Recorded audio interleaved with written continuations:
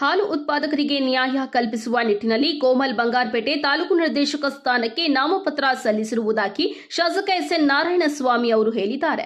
ಬಂಗಾರಪೇಟೆ ತಾಲೂಕು ಹುದುಕುಳ ಗ್ರಾಮದ ಸರ್ಕಾರಿ ಹಿರಿಯ ಪ್ರಾಥಮಿಕ ಶಾಲೆಯ ಆವರಣದಲ್ಲಿ ಚಿಕ್ಕ ಅಂಕಂಡಹಳ್ಳಿ ಗ್ರಾಮ ಪಂಚಾಯಿತಿ ವತಿಯಿಂದ ಆಯೋಜಿಸಲಾಗಿದ್ದ ಗ್ರಾಮಸಭೆ ಕಾರ್ಯಕ್ರಮವನ್ನು ಉದ್ಘಾಟಿಸಿ ಅವರು ಮಾತನಾಡಿದ್ದಾರೆ.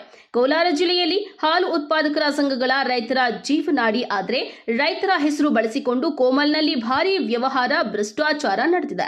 ಹಾಗಾಗಿ ನಾನು ನಿರ್ದೇಶಕನಾಗುವ ಮೂಲಕ ಭ್ರಷ್ಟಾಚಾರವನ್ನ ಬಯಲಿಗೆ ಎಳೆದು ರೈತಾಪಿ ಜನಕ್ಕೆ ನ್ಯಾಯ ಕಲ್ಪಿಸುತ್ತೇನೆ. ಹಾಗಾಗಿ ನಾನು ಕೋಮಲ್ ನಿರ್ದೇಶಕ ಸ್ಥಾನಕ್ಕೆ ಸ್ಪರ್ಧಿಸುವುದಾಗಿ ಸ್ಪಷ್ಟನೆ ನೀಡಿದ್ದಾರೆ. ರಾಜ್ಯದಲ್ಲಿ ಕಾಂಗ್ರೆಸ್ ಅಧಿಕಾರಕ್ಕೆ ಬಂದ ಮೇಲೆ ನುಡಿದಂತೆ 5 ಗ್ಯಾರಂಟಿಗಳನ್ನು ಜಾರಿಗೊಳಿಸಿದ್ದೇವೆ. ಆ ಎಲ್ಲಾ ಕಾರ್ಯಕ್ರಮಗಳು ಮನೆ ಮನೆಗೆ ತಲುಪಿಸುವಲ್ಲಿ ಯಶಸ್ವಿಯಾಗಿದ್ದೇವೆ. ಕಾಂಗ್ರೆಸ್ ಸರ್ಕಾರ ನುಡಿದಂತೆ ನಡೆಯುತ್ತದೆ ಎಂದು ಹೇಳಿದ್ದಾರೆ. ತಾಲೂಕು ಪಂಚಾಯಿತಿ ಕಾರ್ಯನಿರ್ವಹಣಾಧಿಕಾರಿ ರವಿಕುಮಾರ್, ಮಹಿಳಾ ಮತ್ತು ಮಕ್ಕಳ ಕಲ್ಯಾಣ ಇಲಾಖೆ ಅಧಿಕಾರಿ ಮುನಿರಾಜ್, ಕೃಷಿ ಇಲಾಖೆ ಅಧಿಕಾರಿ ಪ್ರತಿಭಾ, ತೋಟಗಾರಿಕೆ ಇಲಾಖೆಯ ಅಧಿಕಾರಿ ಸೌಮ್ಯ ಒಳಗೊಂಡಂತೆ ವೇದಿಕೆಯಲ್ಲಿ ಇದ್ದ ಸಂಬಂಧಪಟ್ಟ ಅಧಿಕಾರಿಗಳು ತಮ್ಮ ತಮ್ಮ ಇಲಾಖೆಯಲ್ಲಿ ಸಿಗುವ ಅನುಕೂಲತೆಗಳ ಬಗ್ಗೆ ಮಾಹಿತಿ ನೀಡಿದ್ದಾರೆ. ಈ ಕಾರ್ಯಕ್ರಮದಲ್ಲಿ ಚಿಕ್ಕ ಅಂಕನಹಳ್ಳಿ ಗ್ರಾಮ ಪಂಚಾಯಿತಿ ಅಧ್ಯಕ್ಷರಾದ ಗಿರಿಜಮ್ಮ, ಶ್ರೀನಿವಾಸ್, ಉಪಾಧ್ಯಕ್ಷ ಮೂರ್ತಿ, ಮಾಜಿ ಅಧ್ಯಕ್ಷರುಗಳಾದ ಹಾಲಿ ಸದಸ್ಯರುಗಳು ಮತ್ತು ಎಚ್ಎಂ ರವಿ, ಸಿಎಂ ಹರೀಶ್ ಕುಮಾರ್, ಗ್ರಾಮ ಪಂಚಾಯಿತಿ ಮಾಜಿ ಹಾಲಿ ಸದಸ್ಯರುಗಳು, ಮುಖಂಡರುಗಳು, ಕಾಂಗ್ರೆಸ್ ಕಾರ್ಯಕರ್ತರು, ಸುತ್ತಮುತ್ತಲಿನ ಗ್ರಾಮಸ್ಥರು, ವಿವಿಧ ಮಹಿಳಾ ಸಂಘಟನೆಗಳ ಪ್ರತಿನಿಧಿಗಳು, ಅಂಗನವಾಡಿ ಆಶಾ ಕಾರ್ಯಕರ್ತೆಯರು, ಯುವ ಮಿತ್ರರು ಭಾಗವಹಿಸಿದ್ದಾರೆ. ವರದಿ ತೊಮಟಗೆರೆ ಶಿವರಾಜು ಎಂ. ಅಲ್ಲಿ ಬೆಂಕಿ ಹಚ್ಚೋದು ಹೋಗ್ತಾನೆ ಬರ್ತಾನೆ ಆ ಕೆಲ್ಸಕ್ಕೆ ಬರ್ದನು ಎಸ್ಸೇನು ಏನೋ ಹಾಲು ಕಡೆ ಹೋಗ್ತದೇನೆ ಅಂತ ಲೇ ಅಣ್ಣ ಕದಿಯೋ ಅಭ್ಯಾಸ ನಿಂದಲೇ ಗುಡ್ಸಗಳಾಕಿ ಅಪಾರ್ಟ್ಮೆಂಟ್ ಬ್ಲಾಕ್ ಮೇಲ್ ಮಾಡಿ ಧರಣಿ ಮಾಡಿ ಆ DSS ಕೆಲಸ ಮಾಡಿ ವಸೂಲಿಗಿರಕ್ಕೆ ನೀನಪ್ಪ, ನಾನಲ್ಲ. ಎಸ್ಸನ್ಗೆ ಇವತ್ತು ಹಾಲು ಮೊಸರು ಕತ್ತಿನ್ನು ಅಂತ ಕರ್ಮ ಇಲ್ಲ. ಇದೇನಮ್ಮ, ನಾನೇನಾದ್ರೂ ಕೂಡ ಕೋಪಲ್ಲಿ ಹೋಗ್ತಾ ಇದ್ದೀನಿ ಅಂದ್ರೆ ನಮ್ಮ ಹೆಣ್ಣು ಮಕ್ಕಳಿಗೆ ಸಹಾಯ ಮಾಡಲಿಕ್ಕೆ. ನನ್ನ ತಾಯಂದ್ರು ಬೆಳಗ್ಗೆ 5 ಗಂಟೆಗೆ ಎದ್ದು ಆ ಹಸು ಸಗಣಿ ಬಾಸಿ ಆ ಸೀಮೆ ಹಸುವಲ್ಲಿ ಆ ಚಳಿಯಲ್ಲಿ ಹಾಲು ಕರೆದು ಹಾಕ್ತಾರಲ್ಲ 3 ಕಾಸು ಬರಲಿ ಅಂತ, ಅವ್ರ ಕಷ್ಟ ಅವ್ರು ಸಿಗ್ಲಿ ಅಂತ ಹೋಗ್ತಾ ಇದ್ದೀನಿ. ಶೋಕಿ ಮಾಡಕ್ ಹೋಗ್ತಾ ಇಲ್ಲ ನಾನು. ಇಲ್ಲಿ ಬಿಡೋ ವಿಚಾರ ಬೇಡ. ಈಗ ಅರ್ಜಿ ಕೊಟ್ಟಿದ್ದೀರೋ ಆ ನಿವೇಶನದಾರರಿಗೆ ಕೂಡ ಇವತ್ತು ನಾವು ಏನು ಈ ಪಾಕರಳ್ಳಿಯಲ್ಲಿ ಒಟ್ಟರಗುಂಡಿನಲ್ಲಿ ಮಾಡ್ತಾ ಇದ್ದೀವಿ, ಇಲ್ಲಿ ಅವ್ರಿಗೆ ಹಾರಿಸಿ ಅಲ್ಲಿ ನಿವೇಶನಗಳನ್ನು ಕೊಡ್ತೇವೆ. ಕೆರೆ ಅಂಗಳವನ್ನು ಹೊರತುಪಡಿಸಿ ಕೆರೆ ಕೊನೆಯ ಭಾಗದಲ್ಲಿ ಅಥವಾ ಕಟ್ಟೆ ಮೇಲೆ ಹೋಗಿ ಅಲ್ಲಿ ಲಿಂಕ್ ಕೊಡೋಕ್ಕಾದ್ರೆ 2 ಎಸ್ಟಿಮೇಟ್ ಕೊಡು, ಅದಕ್ಕೆ ಎಷ್ಟು ದುಡ್ಡಾಗುತ್ತೋ ಕೊಡ್ತೀನಿ. ಈ 2-3 ತಿಂಗಳಲ್ಲಿ ಅವ್ರ ಕೆಲಸವನ್ನು ಮುಗಿಸ್ಕೊಡು. ಅದಕ್ಕೆ ಆ ಒಂದು ಗುರುತಿರೋ ರೀತಿಯಲ್ಲಿ ಹೊಸ ವಿನ್ಯಾಸ ಮಾದರಿಯಲ್ಲಿ ಒಂದು ಸರ್ಕಲ್ ಮಾಡಬೇಕು ಅಂತ ಇಟ್ಕೊಂಡಿದ್ದೀನಿ. ಖಂಡಿತ ಕೂಡ ಅದನ್ನು ಈ ವರ್ಷದಲ್ಲೇ ಮಾಡಿಕೊಡ್ತೀನಿ. ಡಬಲ್ ಆಗೋವಾಗ ವಿಂಗಡಿಸಿ ಅದನ್ನು ಮಾಡಿಕೊಡ್ತೇನೆ. ಈ ಭಾಗದ ಎಲ್ಲ ರೈತರು ವ್ಯವಸಾಯ ಮಾಡ್ತಕ್ಕಂಥವರು 1500 ಬೋರ್ ಆಗ್ಬಿಟ್ಟು ಒಳಗಡೆ ಹೋಗ್ತಾ ಇದ್ದೀವಿ. ಅದಕ್ಕೆ ಮೇಲೆ ನೀರು ಸಿಗಬೇಕು ಅಂತೇಳಿ ಅದನ್ನು ಮಾಡಿದ್ದೇನೆ.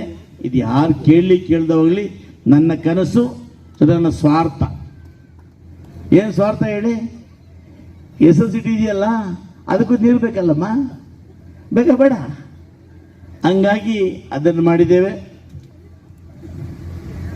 ಇದರೊಟ್ಟಿಗೆ ನಿಮಗೆ ಇವತ್ತೇನು ಪವರ್ ಸಮಸ್ಯೆ ಹೇಳ್ತಾರೆ, ಆ ಪವರ್ ಸಮಸ್ಯೆಯನ್ನು ಇವತ್ತು ಕೃಷ್ಣಾಪುರ ಜಿಲ್ಲೆಯಲ್ಲಿ ನಮ್ಮ ಚಂದ್ರೇಶ್ ಶೆಟ್ಟಿ, ರಾಮ ಶೆಟ್ಟಿ ಜಮೀನಿತ್ತು, ಅದನ್ನು ನಾನು 2 ಎಕರೆ ಕಿತ್ಕೊಂಡು ಅವ್ರ ಕಡೆಯಿಂದ ಅಲ್ಲಿ 66 KVA ರಿಸೀವಿಂಗ್ ಸ್ಟೇಷನ್ ಅನ್ನು ಮಂಜೂರು ಮಾಡಿದ್ದೇವೆ. ಅದನ್ನೇ ಅವರೆಲ್ಲ ಹೊರಟಿದ್ದು. ಅಲ್ಲೇ ರಾಜು ಅವರೇ ಬನ್ನಿ ಕಡೆ. ಅದು ಹಾಕ್ಬಿಟ್ರೆ ಗಾಲ್ಫ್ಗೆ, ಈ ಪ್ರೆಸ್ಟೇಜ್ ಅವ್ರಿಗೆ ಈ ಭಾಗದಲ್ಲಿ ಯಾರಿಗೂ ವೋಲ್ಟೇಜ್ ಸಮಸ್ಯೆ ಇರೋದೇ ಇಲ್ಲ. ಆಮೇಲೆ ಲೈನ್ ಕಟ್ಟಾಗಲ್ಲ. ಅದನ್ನು ಖಂಡಿತವಾಗ್ಲೂ ಕೂಡ ಎಲ್ಲ ಮಂಜೂರಾಗಿದೆ. ಸರ್ವೆ ಮಾಡಿ ಆದಷ್ಟು ಬೇಗ ಮಂತ್ರಿಗಳನ್ನು ಕರೆಸಿ ಆ ಗುದ್ದಲಿ ಪೂಜೆಯನ್ನು ಮಾಡಿ ಈ ಭಾಗದ ರೈತರಿಗೆ ಒಳ್ಳೆ ಕರೆಂಟ್ ಕೊಡ್ತಕ್ಕಂಥ ವ್ಯವಸ್ಥೆಯನ್ನು ಮಾಡ್ತೇನೆ. ಆದರೆ ವಿರೋಧ ಪಕ್ಷ ಸುಮ್ಮನೆ ಇರಲ್ಲ, ಬೆಲೆಗಳು ಜಾಸ್ತಿ ಮಾಡಕ್ ಬಿಟ್ರು, ಕಾಂಗ್ರೆಸ್ ಜಾಸ್ತಿ ಮಾಡಕ್ ಬಿಟ್ರು ಅಂತ ಹೇಳಿ ಹೋಗ್ತೀನಿ.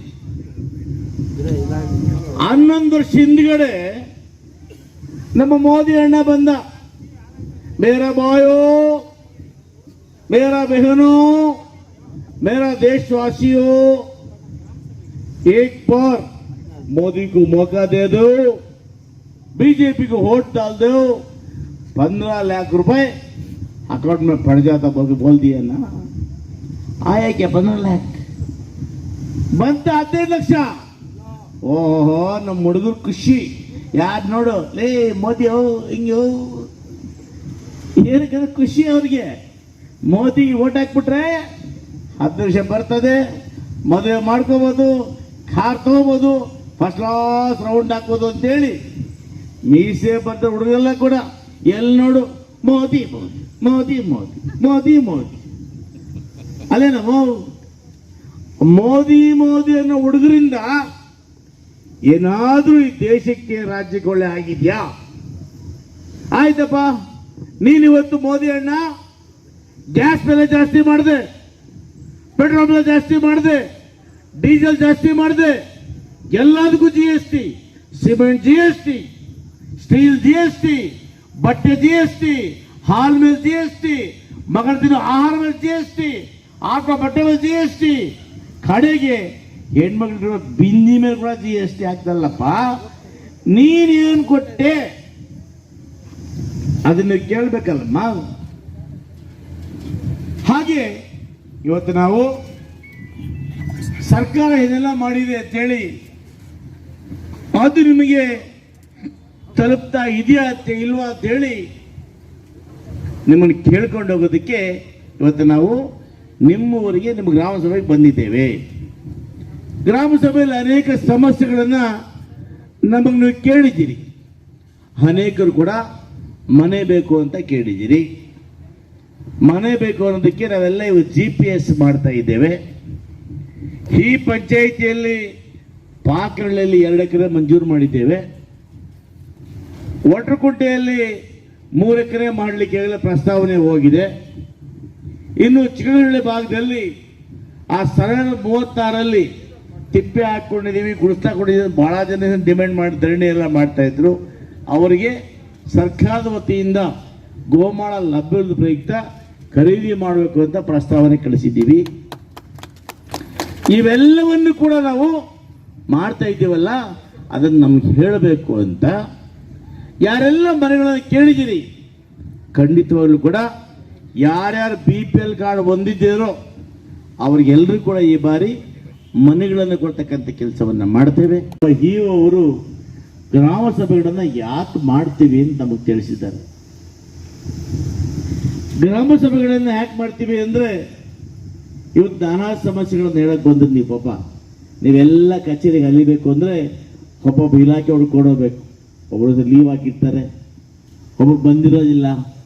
ನಿಮಗೆ ತೊಂದರೆ ಆಗಬಾರ್ದು ಅಂತೇಳಿ ನಮ್ಮ ಕರ್ನಾಟಕ ರಾಜ್ಯ ಸರ್ಕಾರದ ಮುಖ್ಯಮಂತ್ರಿಯಾಗಿರ್ತಕ್ಕಂಥ ಸಿದ್ದರಾಮಣ್ಣವರು, ಉಪಮುಖ್ಯಮಂತ್ರಿಯಾಗಿರ್ತಕ್ಕಂಥ DK ಶಿವಕುಮಾರ್ ಅವರು ಗ್ರಾಮ ಸಭೆಗಳನ್ನು ಮಾಡೋದ್ರ ಮುಖಾಂತರ ಪಂಚಾಯಿತಿಗಳಿಗೆ ತೆರಳಿ ನೀವು ಪಂಚಾಯಿತಿಯಲ್ಲಿ ಅವರ ಸಮಸ್ಯೆಗಳಿಗೆ ಸ್ಪಂದಿಸಬೇಕು.